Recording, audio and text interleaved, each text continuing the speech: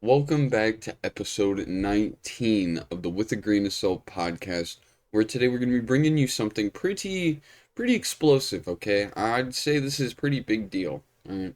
One of my favorite cases, if you will, just simply because of the story behind it and the backstory, all the cases, and he basically writes this really long monologue at the end, and I everyone really loves the monologue, which if this video does pretty good, let's go for 5 likes. Okay, cool. We'll do 5 likes and we'll read the manuscript. But today we're going to be discussing about the Unabomber, and as once mentioned again, if we can get to like 5 likes, we'll go ahead and read the manuscript from Mr. Ted Kaczynski, and that would be pretty cool, pretty cool.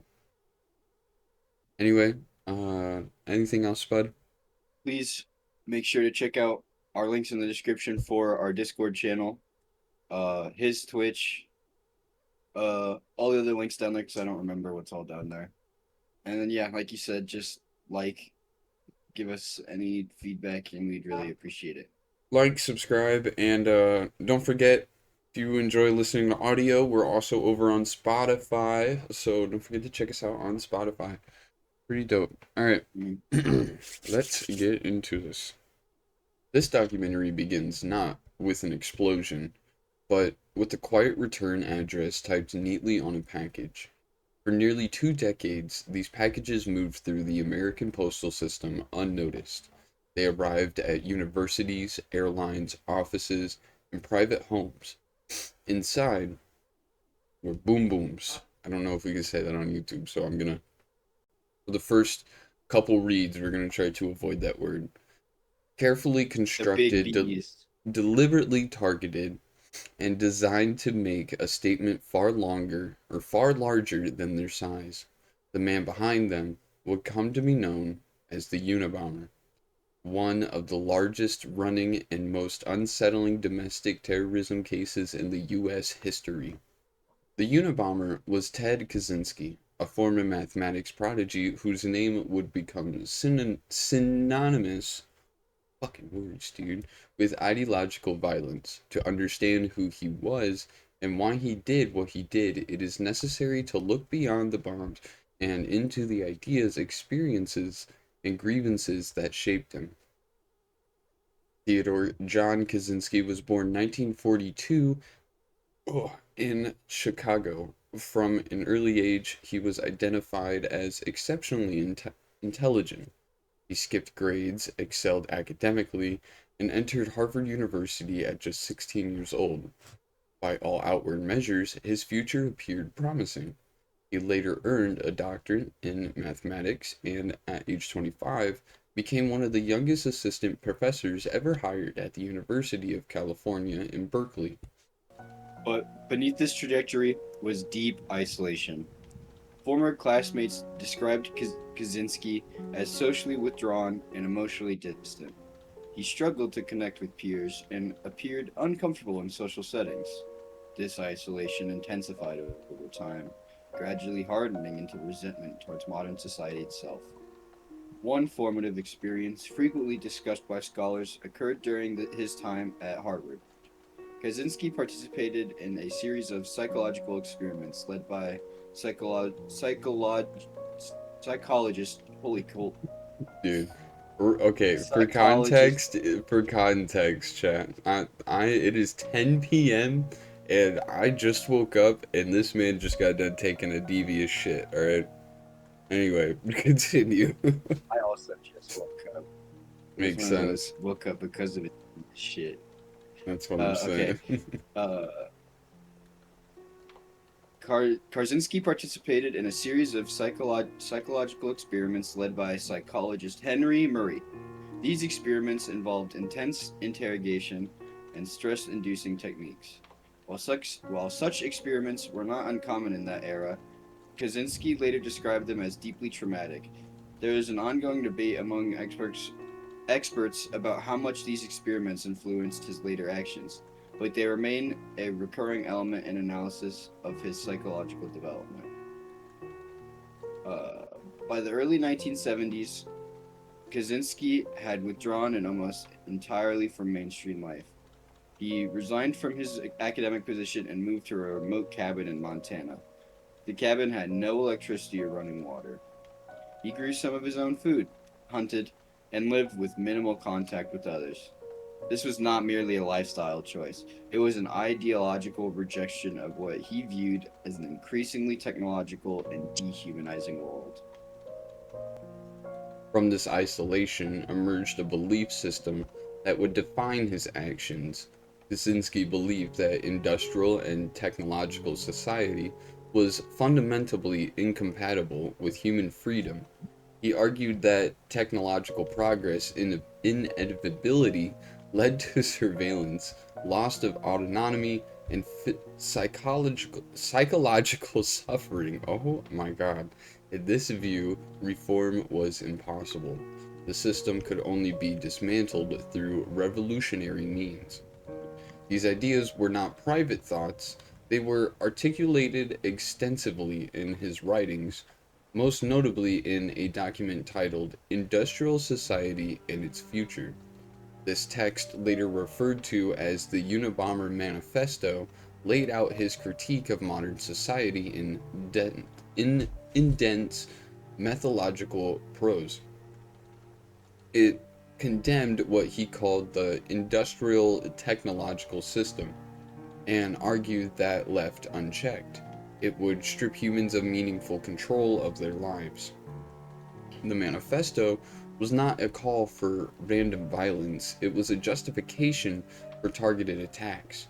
Kaczynski believed that individuals associated with technological advancement, scientists, engineers, academics, and cooperative executives, were responsible for perpetuating a system he viewed as oppressive. By attacking them, he believed he was striking at the heart of the problem. The bombings began in 1978 and continued until 1995. Over this period, 16 Big Bs were placed. Sorry, it's just weird having to censor myself with Big B. It's all good. Uh, 3 people were unalived. Others were injured, many with life altering consequences. The victims were not symbols, they were individuals with families, careers, and lives that extended far beyond Kaczynski's ideological framework. One of the first victims was a Northwestern University professor who was injured by a package Big B. Later victims included airline executives, computer store owners, and university researchers. In 1985, Hugh Scruton, a computer store owner in California, was unalived by a Big B placed outside his shop. In 1994, Thomas More, a public relations executive, was unalived in his home. 1995, Gilbert Murray, a forestry lobbyist, was unalived by a male B word. Uh, these deaths marked the deadliest phase of the campaign. For years, investigators struggled to identify the perpetrator. These Big Bs were deliberately designed to avoid clear forensic signatures. They were often constructed using common materials and or handwritten elements intended to be misled or taunt investigators. The case spanned multiple federal agencies and consumed enormous resources. The breakthrough came not through forensic evidence, but through language. In 1995, Kaczynski demanded that his manifesto be pushed in a major newspaper in exchange for ending the Big Bs. After intense debate, the New York Times and the Washington Post published the text. This decision remains controversial, but it proved pivotal. When the manifesto was made public, Kaczynski's brother, David, recognized the writing style and ideas. He alerted authorities, initializing a complex and emotionally fraught investigation. Linguistic and analysts supported the connection. In 1996, holy cow, Ted Kaczynski was arrested at his cabin in Montana. So already, I thought it was, at this point in the case, it's funny because his brother basically just straight up outs him. Now, if you don't know in the story, he, throughout his childhood, Ted and his brother they got along very well, but David still reached this age and this IQ where he genuinely thought he was just simply better than everyone else, right? Like his brother wanted to be there to help him and support him. Matter of fact, when he got fired from one of his jobs, he gave him a job at his job. Like David gave Ted a job, right? And later on, like I think only a couple months or a year later, he has to let Ted go because I guess of like sexual harassment or verbal abuse and just stuff like that. And he still loves his brother, but the fact that he was able to see his brother's handwriting and see that this is something he needs to turn in, it really strikes as heart-wrenching.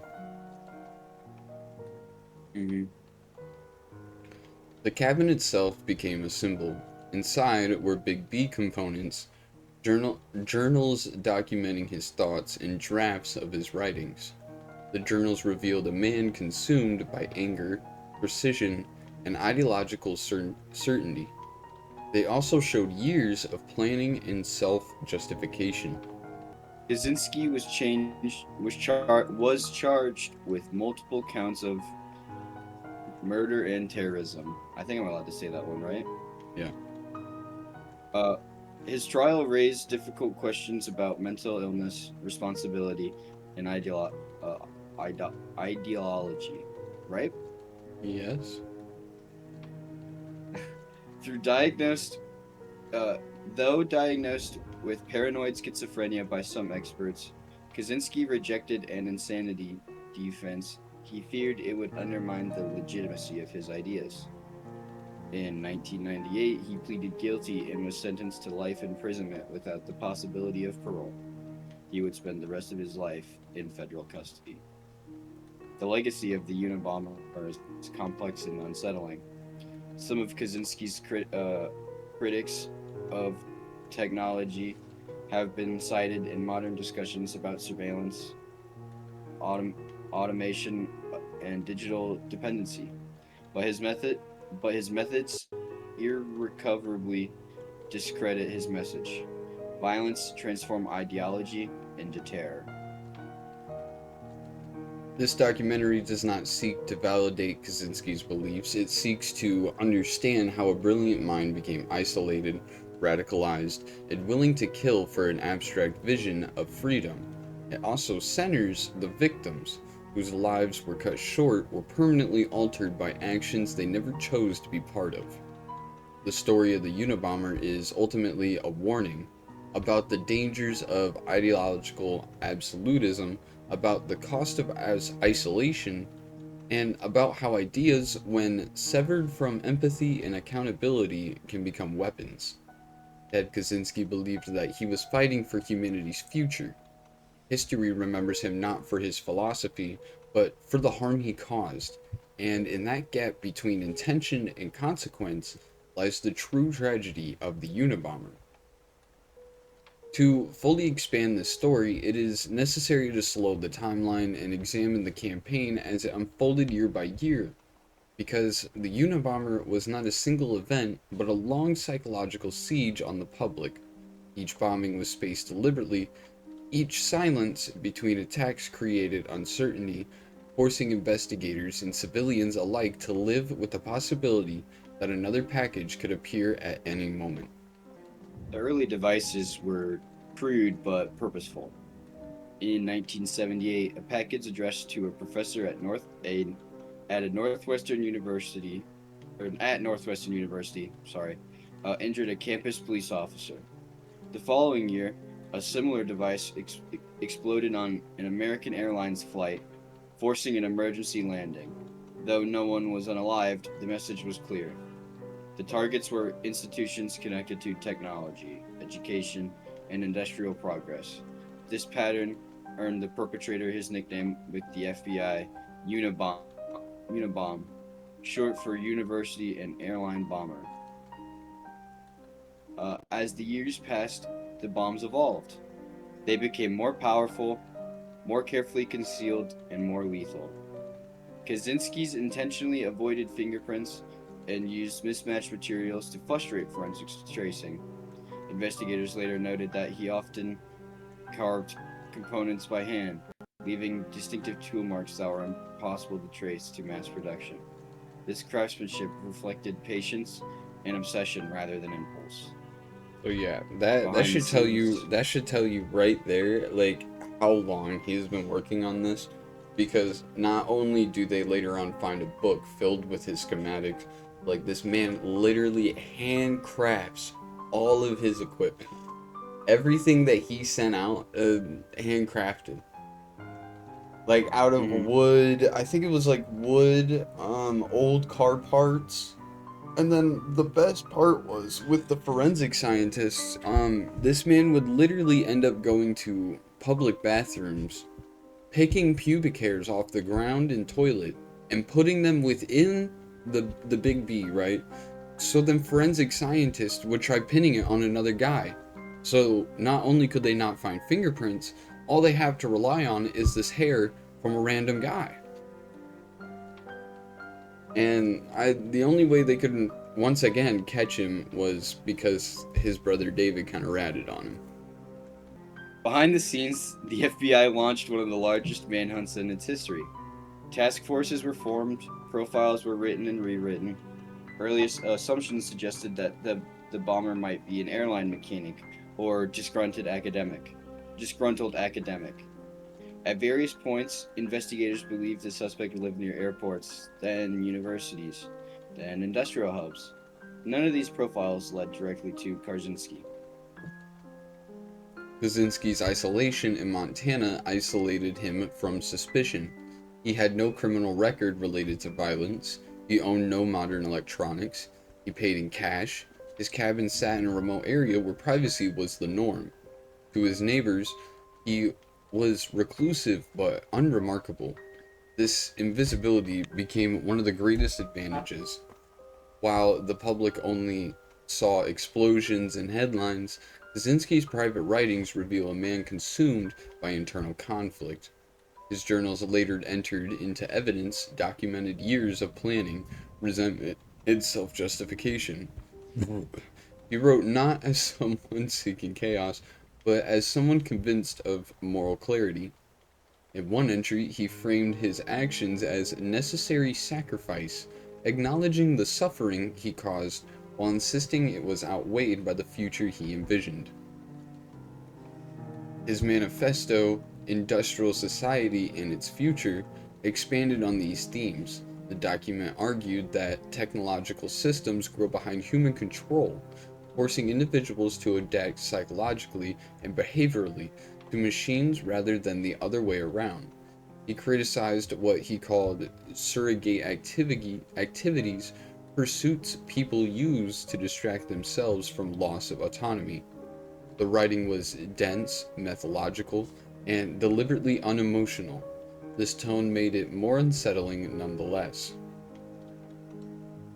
Scholars have since noted that parts of the manifesto echoed earlier critiques of industrialization, including ideas found in anarcho-primitive. Holy cow! Let me anarcho. Anarcho-primitivist?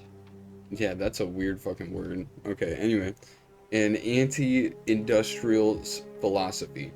But where earlier thinkers debated or protested, Kaczynski escalated to violence. That escalation is the line that separates political critique from terrorism. The victims of the Unabomber campaign often learned of his ideology. Oh, I can never read this Ideology. word tonight. Ideology. Sorry, thank you. Only after being targeted.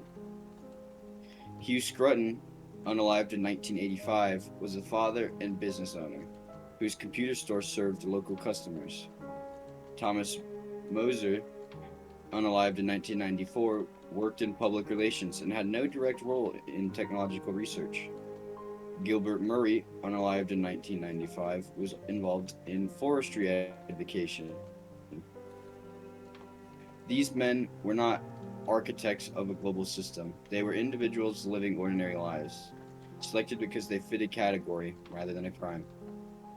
Survivors carried physical and psychological scars for decades. Some lost fingers, eyesight, or even mobility. Others described lasting trauma, anxiety around mail, and guilt for having survived.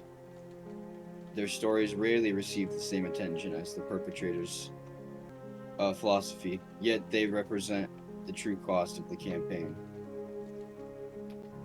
The decision to publish the manifesto remains one of the most controversial moments in modern journalism.